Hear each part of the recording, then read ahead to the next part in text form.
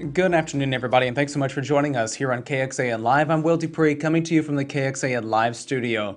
In just a few moments, Austin Public Health will hold its first briefing on monkeypox.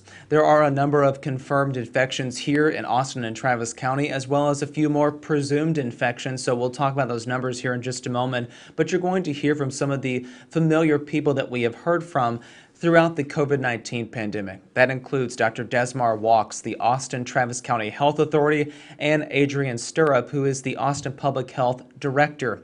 It looks like that news conference will be starting here in just a moment, but I want to give you a sense about where we are with these cases right now. The CDC has confirmed 42 cases of monkeypox in the state of Texas, but Austin Public Health says that of those, 9 are confirmed cases in Travis County. There are 8 more presumed infections in our area. Let's listen in as Austin Public Health is about to get underway with its first briefing about monkeypox and the infections that we're seeing here in our local area. Again, you're going to hear from 2 familiar people from Austin Public Health, as well as 2 other local doctors. We will let you know about them as they are speaking throughout this briefing. But if you have any questions about the monkeypox situation here locally, we've been reporting extensively about it throughout our time in the last few weeks, and you can find all that reporting available on KXAN.com and the KXAN News app. This news conference is getting underway from Austin Public Health. Let's listen in as they discuss the local infections of monkeypox.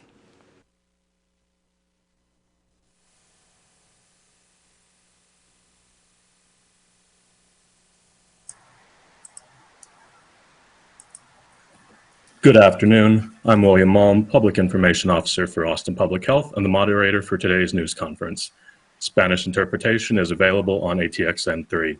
To start, we will have opening remarks by Dr. Desmar Walks, Austin Travis County Health Authority, followed by Dr. Kristen Mondi of Dell Medical at the University of Texas at Austin, then Dr. Mike Stafanovic of Community Care, and we will close with Adrian Stirrup, Director of Austin Public Health.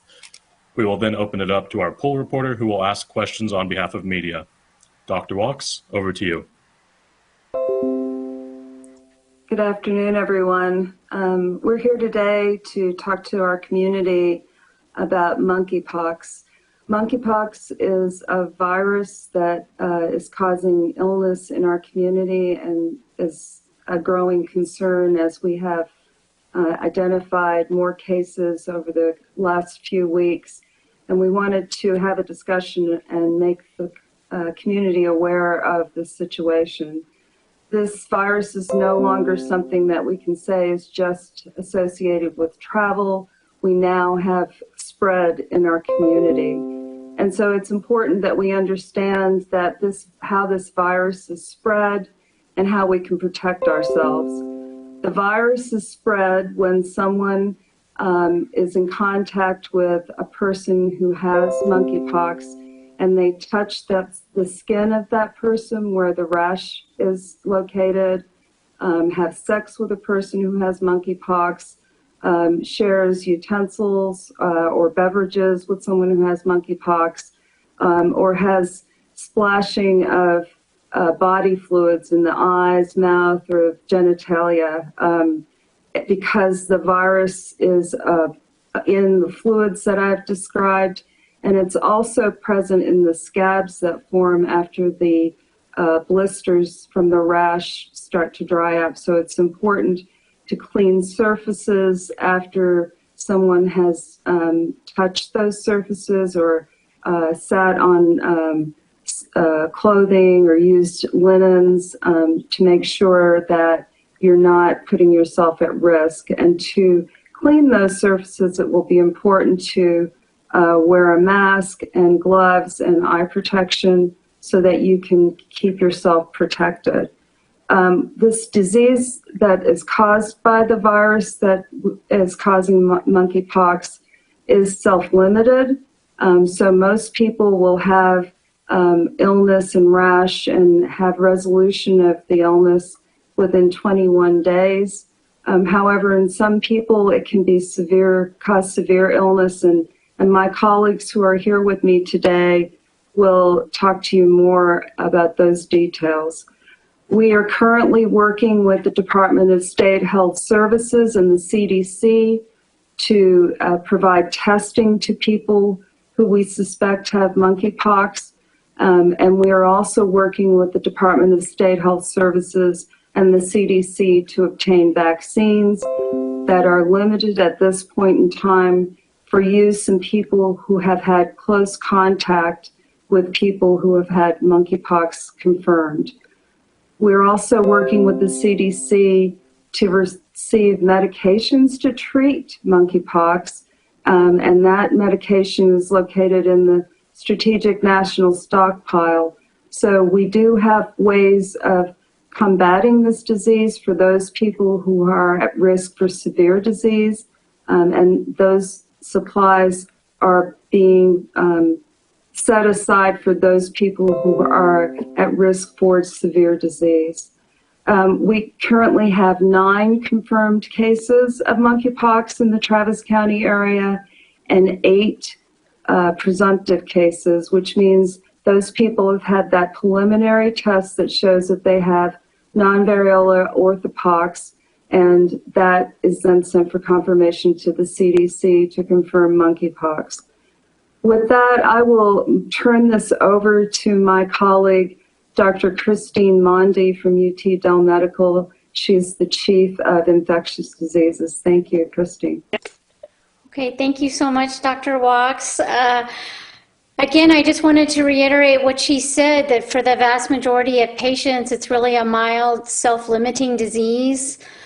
Just a little more information. Classically, monkeypox, there's 2 strains. There's a West African strain, which is one that's been circulating in this outbreak, and a Central African strain. This West African strain is the one that's been associated with more milder symptoms, and per the CDC and WHO, generally expected mortality of less than 1%. However, there are populations that can be at higher risk, so there's host factors, and then extent of virus exposure and the nature of complications. And to go into that in a little more detail, for example, we do see from prior studies and CDC guidance that people, for instance, who are immunocompromised, those that might be on chemotherapy or very potent steroids or immune modulators or have very advanced HIV infection can, for example, be at higher risk. Pregnant women, they can be at higher risk, and we know that the disease can pass from the placenta to the fetus. And then also from data, younger children, the CDC typically cites children under 8 can be at higher risk. So those are high risk populations. And then with regard to the extent of virus exposure and nature of complications, so people do need to be careful when managing their own lesions. You could touch a lesion, and then, for example, some cases have cited where you could accidentally inoculate your eye, for instance, rubbing it or putting in a contact lens, and that could lead to a pretty severe infection in your eye. Or if people had multiple skin touching, perhaps in intimate relations, and they ended up getting extensive monkeypox on many parts of their body, including very sensitive areas, not only the eyes, but perhaps mucosal areas, like it could cause, if you got it in the anal area, rectal bleeding, colitis. It can pass through respiratory secretions, so if you got a lot in that way, there's potential for case reports of a pneumonia. And then for some people that have a lot of irritation, scratch their lesions, pick at them, whatever, people could get really severe secondary infections requiring hospitalizations. And so I think it's those kinds of more severe, widespread, or people accidentally auto-inoculate themselves in an aberrant area like your eye, extensive oral lesions where you couldn't really eat or swallow. Those kinds of things is where I think definitely our health authority, APH or the state, would assist in, of course, getting therapies for that. But overall, for the person that just gets these classic small numbers of lesions, on your skin. Like Dr. Walks said, it's generally mild disease. Things clear up in a few weeks, and the mortality is less than 1%. And with that, I will pass it over to Dr. Stafanovic, who's our Associate Director of Sexual Health Programs at Community Care, for some additional guidance. Thank you so much, Dr. Monty. It's a pleasure to be with you all today. Thank you, Dr. Walks, for that introduction as well. My name is Dr. Mike Stafanovic, and I'm a physician, as Dr. Monty said, representing Community Care, local nonprofit community health system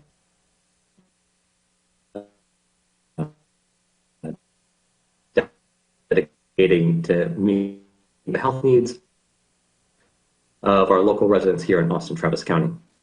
One of those oversees the provision of services at the David Powell Clinic.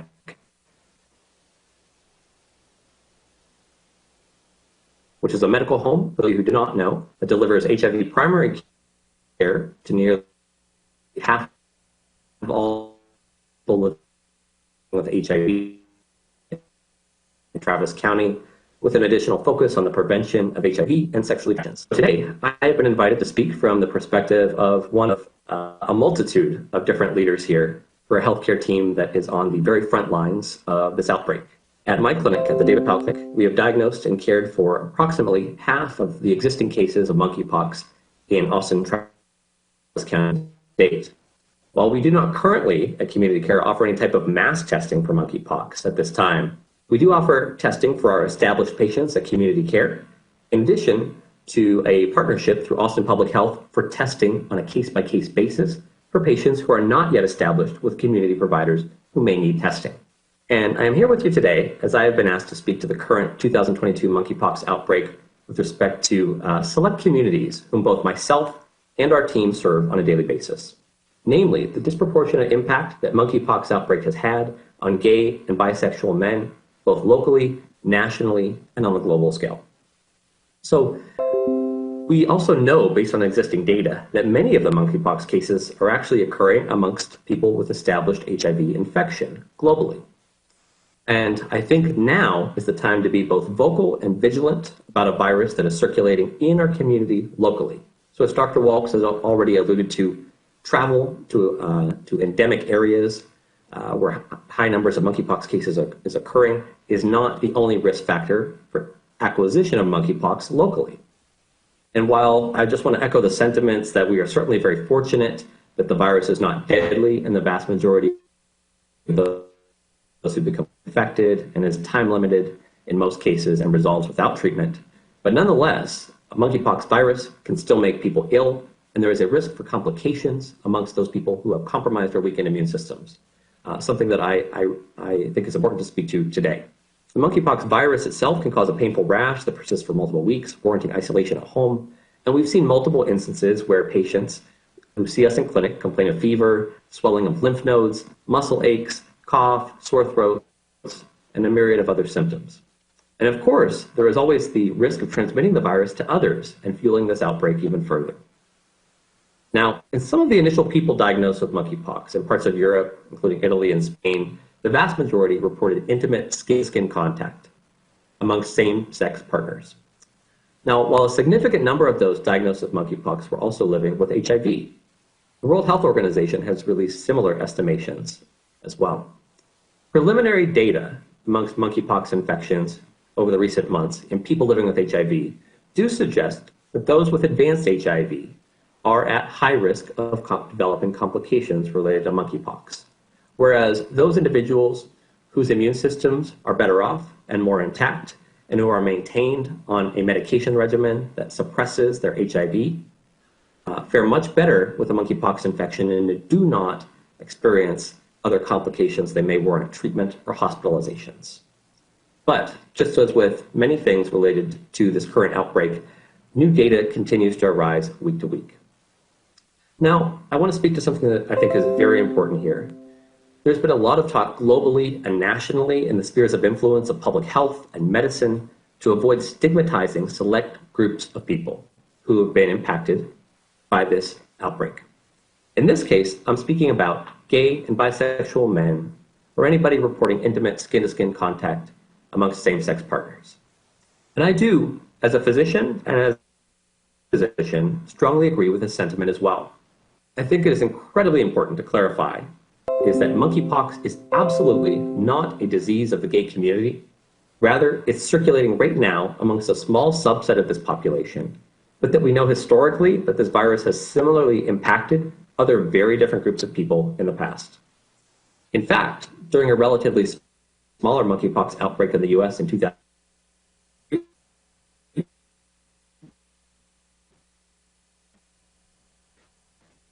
gay and bisexual men did not some healthcare workers as well, who perhaps lacked the appropriate protective equipment and wear, and were in close contact with the virus. So I do want to dispel any notion. This is a condition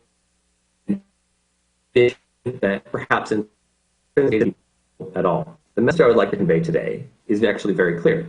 Anyone can become potentially infected with the monkeypox virus, created in communities of men who report intimate skin-to-skin contact with male partners, new partners especially. However, we do not want to run the risk of minimizing the current outbreak and letting it go unabated. Because the real risk here is not getting this to the community members who perhaps stand to benefit them. I say that not only as one of many healthcare providers leading the charge for equitable access to sexual health care and primary care, but as a gay physician myself. We have the tools to have a sensible and honest dialogue about this outbreak as it currently stands. And I think that the LGBTQ plus community as a whole has proven itself remarkably adept at crafting and amplifying public health messaging to our community members, in part because the community itself has been its most vocal advocate over the years. Often out of sheer necessity. This is about HIV itself. I would ask that we remain very intentional with our messaging so as to convey that which is factual and minimize fear, stigma, and misunderstanding, while also ensuring that we inform communities disproportionately affected by this outbreak so that everybody has access to accurate, fact-based information. Because I think at the heart of the matter, health literacy is health empowerment. And so while many questions may remain, and they absolutely do, I do want all of us to recognize our shared responsibility to educate ourselves and our communities. And this is something that we can tangibly do right now. Thank you very much. And with that, I will pass it back to Dr. Desmar Walks.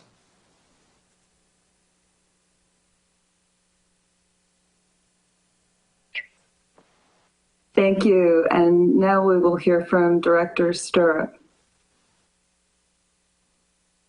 Thank you, Dr. Walks, and thank you to the medical professionals on this call. So now it's about a call to action. You heard it. Education is key to making informed decisions that will help keep you and your family safe. And that's going to be particularly important while we wait for vaccines to become more widely available. So what does that mean? It means don't have intimate, close contact with a person that you don't know or you're not familiar with their health history. In the same way that you cut open that steak to make sure that it's the temperature that you requested, ask questions of your partner. Know the facts before making a decision to be close or intimate.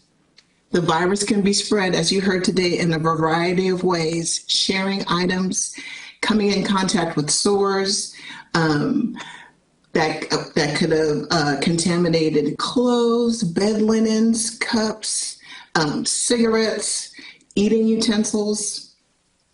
I think one of the most important things that we learned from the COVID-19 pandemic is that we need to inform ourselves with information. And if we are experiencing any symptoms at all, we need to reach out to our medical care provider to ask questions and get tested. And with that, I turn it back over to William. Thank you.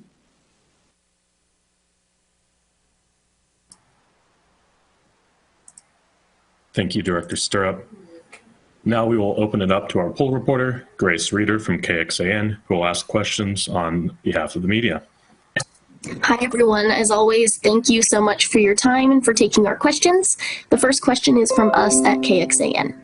Why is Austin Public Health putting the emphasis on monkeypox education that it is, even though this is a small number of people infected and is overwhelmingly not fatal? We've learned from our experience with the COVID-19 pandemic that arming the community with education about what's going on in the public health arena is beneficial to addressing those problems, because then people can make informed decisions about how to protect themselves and thereby protect our community.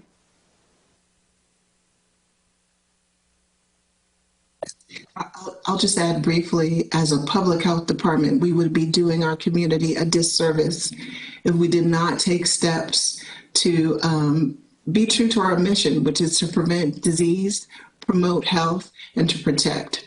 And so any information that we can have before we get to a crisis stage so that our community is prepared, that's our job.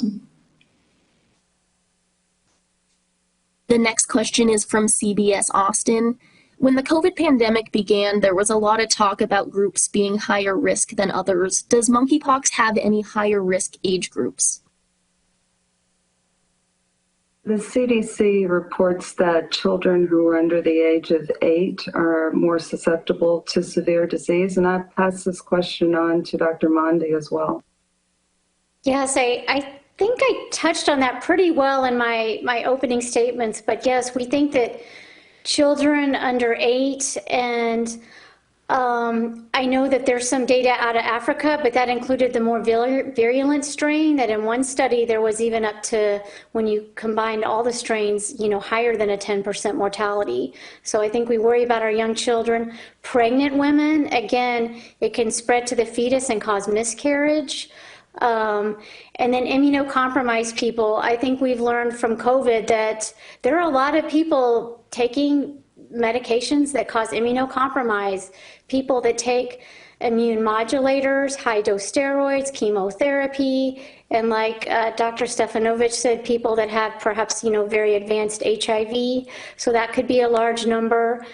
And then finally, people that get extensive infection, if you accidentally auto-inoculate yourself or get it in multiple sites, that could lead to potentially secondary infection. It could lead to more organ infection. Rarely it can cause a sepsis-like picture, a pneumonia, encephalitis, things that severe eye infection that could cause hospitalization.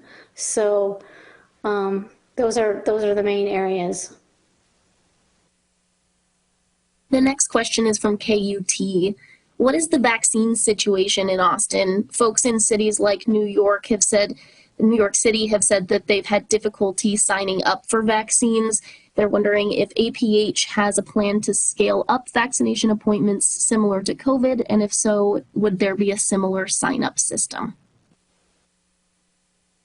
We currently are vaccinating people who are identified as close contacts of people that have been confirmed to have monkeypox. As we receive more vaccine supply, we have plans in place to scale up our operations.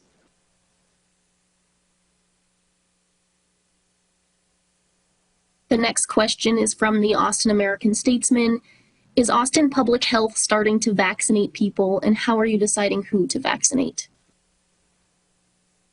We're following the guidance of the Department of State Health Services and the CDC, and using the eligibility criteria based on risk exposure. So those individuals who've had a high risk exposure to someone who is positive for monkeypox are being prioritized for vaccine. And then we follow that guidance throughout. The next question from Fox 7. Do you anticipate monkeypox being as widespread as COVID? Can someone be asymptomatic, and are the confirmed cases hospitalized?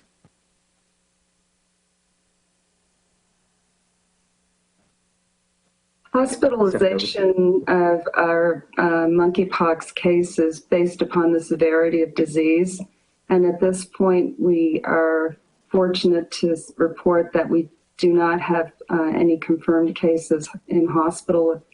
The actual spread of this disease will really depend largely on the response of the community to the guidance that we're giving today and have given, which is to protect ourselves and to limit the spread of this disease by following the infection control measures like avoiding contact, skin-to-skin contact, sexual contact with people who are positive for monkeypox, hand washing, and then just the sanitization of hard surfaces and cleaning linens and upholstery appropriately if somebody's been using those things who is positive for monkeypox. And I'll just add to that that it's important that people with monkeypox talk to their provider. The CDC has handouts, but there is a lot of personal responsibility. You can be contagious until your lesions are completely scabbed, crusted, they flake off, and you have new skin growth. So that could be 3 to 4 weeks. And in looking at other data like the WHO, because it's not fully determined about the sexual transmission piece, they recommend that people use condoms for additional 12 weeks after that. So that requires significant, personal responsibility. But I think our community can do that. I do want to echo what Drs. Mondi and Walks had just mentioned with respect to tangibly what people in the community can do right now, because we do know that as Dr. Walks had mentioned just now, that the vaccine availability is limited in quantity at this time. There are future plans, and I'll defer to Austin Public Health on that for further discussion. But people in the community want to know, both on the service provider side and for community members, what they can do right now to help mitigate or reduce their risk. And as I had said in my opening remarks, health literacy is health empowerment. Seeking verifiable, trusted resources for education, visiting the CDC and the WHO's websites, I think are great resources real time. Social media platforms happen to be very big platforms by which we share and amplify information together as a society now. And I think it's incumbent upon all of us, per Dr. Mondi, what she had just said, part of our responsibility as citizens is to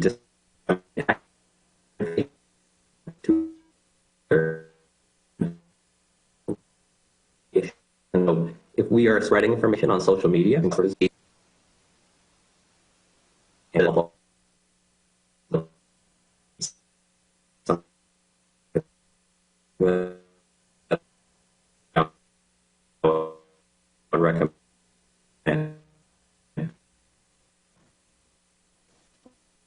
mimic that with medical providers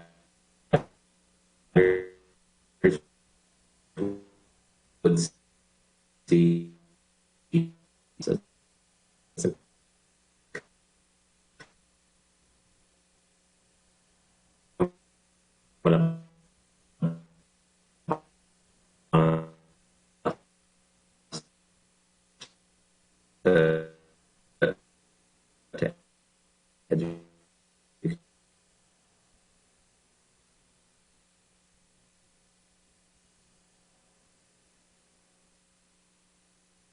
Mike, we're having difficulty with your audio and your videos.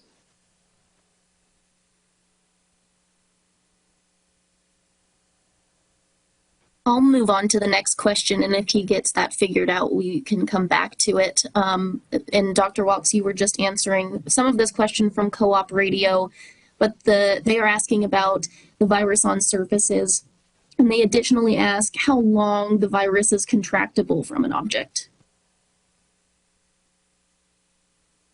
The CDC has put out a document that states that for 15 days after someone who's had monkeypox has not occupied premises, that we can still find live virus.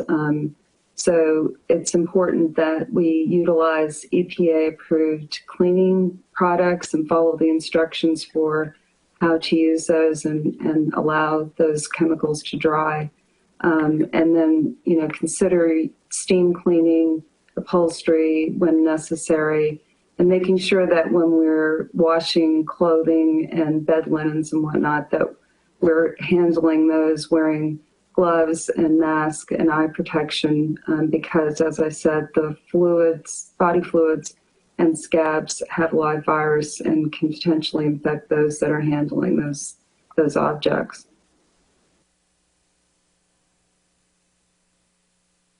The next question is from Univision. Does APH have enough toolkits needed to test for monkeypox in case demand for testing does go up? We do have enough supplies for testing. We are collecting the samples that are submitted by providers of patients that they're seeing, and then those samples are actually being run by the Department of State Health Services laboratory. We do have one lab that is a commercial lab that's doing testing as of yesterday, and we're anticipating that more commercial labs will be coming online in the coming weeks, which will help with the time factor and of the increased numbers of samples that we'll be receiving. The next question is from KView. What was the criteria in order for monkeypox to be considered as community spread in Austin? We started to see people who had confirmed cases of monkeypox in our community that were related to them having contact with someone who had no history of travel. And that signaled the beginning of spread in our community that can happen between people regardless of what socioeconomic or whatever group they come from, demographic group they're from. So it's now incumbent upon us as a community to take precautions at all demographic levels, because it is now in our community and it is possible for spread to occur.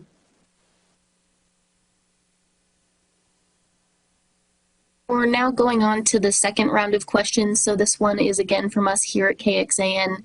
Can you give us a good frame of reference for how contagious monkeypox has been here locally?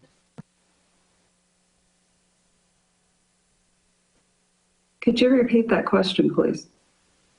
Sure. So just asking, can you give us a frame of reference for how contagious monkeypox has been, for example, compared to perhaps other diseases? I think people are having a difficult time understanding really how contagious this might be.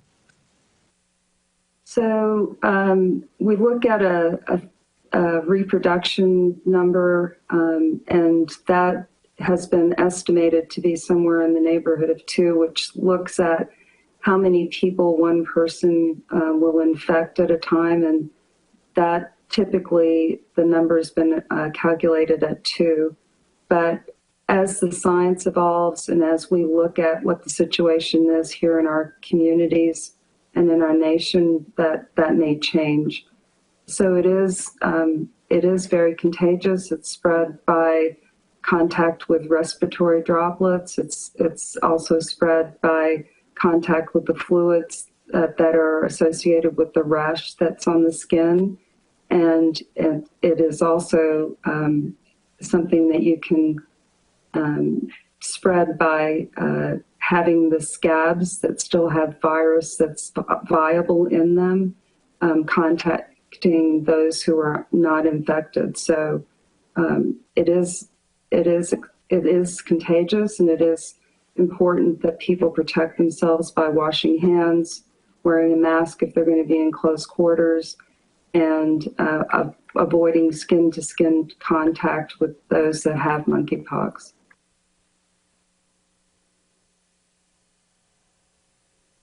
The next question from CBS Austin. With Austin ISD returning to class 1 month from tomorrow, are you all working with schools on monkeypox protocols? And what should parents have their children do to stay safe in a school setting? It's going to be important for the adults that are caring for children to protect themselves and so that their children don't become infected. And we will be and have been working with schools on an ongoing basis with infection control measures in school settings, and we'll continue to do that. The next question is from KUT.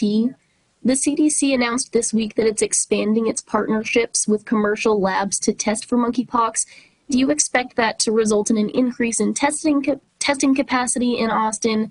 And is there a possibility for larger scale testing sites, or would it be on the provider level? The introduction of commercial labs will definitely help improve our testing capacity. And these tests will be performed on a provider level because of the nature of this disease. It will require an evaluation by a medical provider.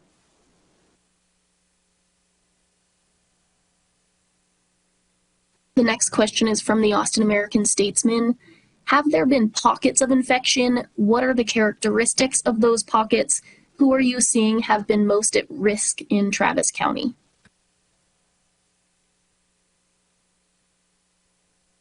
We're not seeing clusters of infection. We're seeing community-wide infection that's happening in different parts of our community. And what was the second part of that question? What was the second part of your question? The second part is, who are you seeing having been most at risk here in Travis County so far? It's predominantly been seen in the 20 to 49-year-old age group.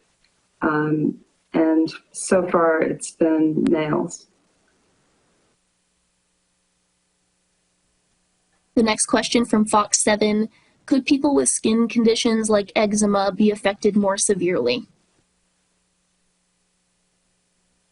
Yes, that's true, and I'll pass that on to Dr. Mondi as well. Yes, that's a good question. People that do have significant ongoing skin conditions are also considered at higher risk. I think they already have skin inflammation, and that makes it worse. And also it could predispose with more skin involvement and a higher risk of then secondary infection. Yes. This next question is from the Co-op Radio. They say, you suggest typical NPIs are effective to reduce contagion and that we should focus on hand hygiene. Do sanitary wipes disinfect impacted surfaces and objects? Does normal laundry cleaning disinfect objects?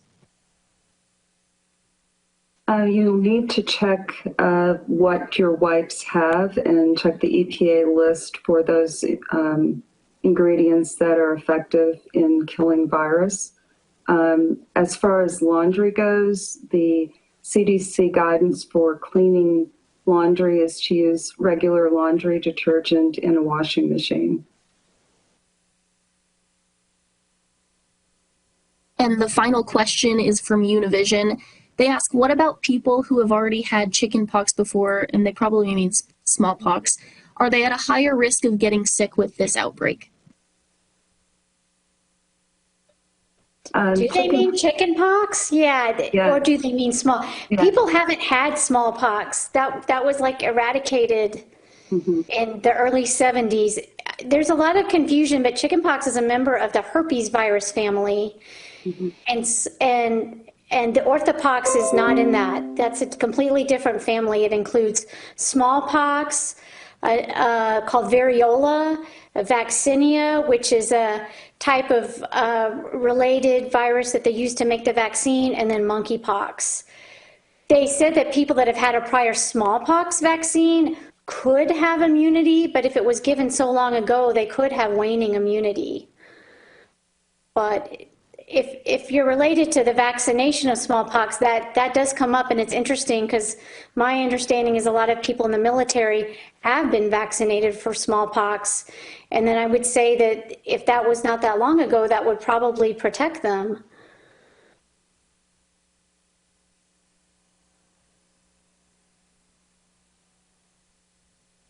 And that's the final question. Thank you all so much. Thank you again, Grace, reader from KXAN, for being our poll reporter today. Now I'm going to pass it along to Dr. Walks for final thoughts. I want to thank my colleagues for joining us today and thank Director Stirrup for your wisdom and call to arms and call to action. We're hoping that our community has had a chance to digest the information that you've heard today, and that you will take this information and help us all work together to care for those that are in community who are dealing with monkeypox at this point, and help them through that, understand that as supply of vaccine becomes more available, that we will continue our efforts and expand to our capacity to vaccinate. And also know that we are here, all of us, all of the healthcare providers on this call and colleagues throughout the city, to help those that identify themselves as having symptoms or and present themselves, that we're ready and able to treat them, and that if we work together on this with taking those infection control measures that we've talked about today, that this can be controlled and that we can effectively bring a stop to it. So I thank you for your time and attention, and thank you. All right, I want to say thank you to Dr. Walks, Director Adrian Stirrup, Dr. Christine Mondi with Dell Medical at the University of Texas at Austin, and Dr. Mike Stafanovic with Community Care. Thank you for joining us today. And of course, Grace Reader with KXAN for being our poll reporter today. We hope you all have a wonderful Thursday. Thanks.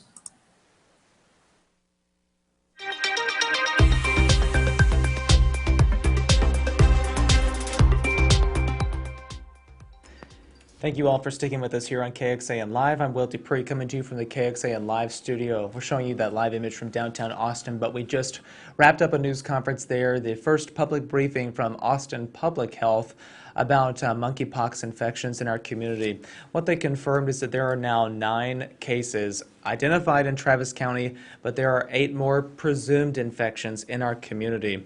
All of the patients in this particular cases in our area are men within the 20 to 49 age range.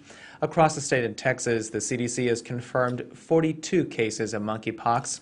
If you're wondering what the symptoms are for monkeypox, the virus that infects people can cause things like fever, headache, muscle aches, swollen lymph nodes, chills, exhaustion, and a rash that looks something like pimples or blisters. We have pictures of what those might look like over on our website, kxan.com, if you want to check them out to see if you have that, to monitor that as well.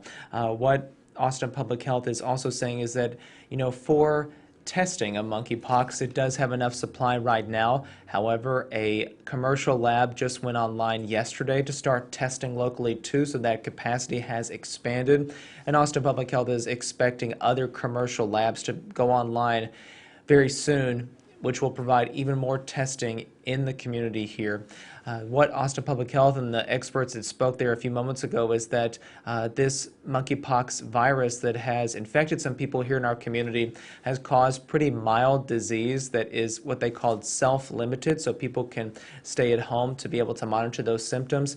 And they said the mortality from it is only about 1%. So far it has not been causing very, very severe complications for people, but there is a chance that that can exist for those out there of developing more serious illness and cause pretty bad circumstances for them. So we are, of course, tracking all the latest information about this, and that information will be made available on KXAN.com. We've already done extensive reporting about the situation here locally, so if you want to check that out, all of our resources are available. Just search monkeypox on KXAN.com. You can also pull it up anytime on your smartphone if you download the KXAN News mobile app.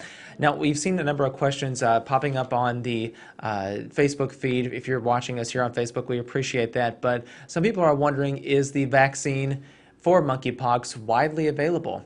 And what Austin Public Health is telling us is that right now it's only available to those who have had a direct exposure, a very close contact, as they say, with someone who has a confirmed case of monkeypox. So again, vaccine is not widely available, nor is testing right now. However, that capacity for testing in particular is increasing as a few more commercial labs come onto line about that. We, of course, will keep following this, reporting new information about it, so you can trust that we'll put that out there as soon as we get it, and you can find it anytime on our website and on air on KXAN News. So we appreciate you joining us. I'm Will Dupree again in the KXAN Live studio. Thank you for being here. We appreciate it. We will see you back here at another time. Hope you all stay safe and healthy out there. Take care.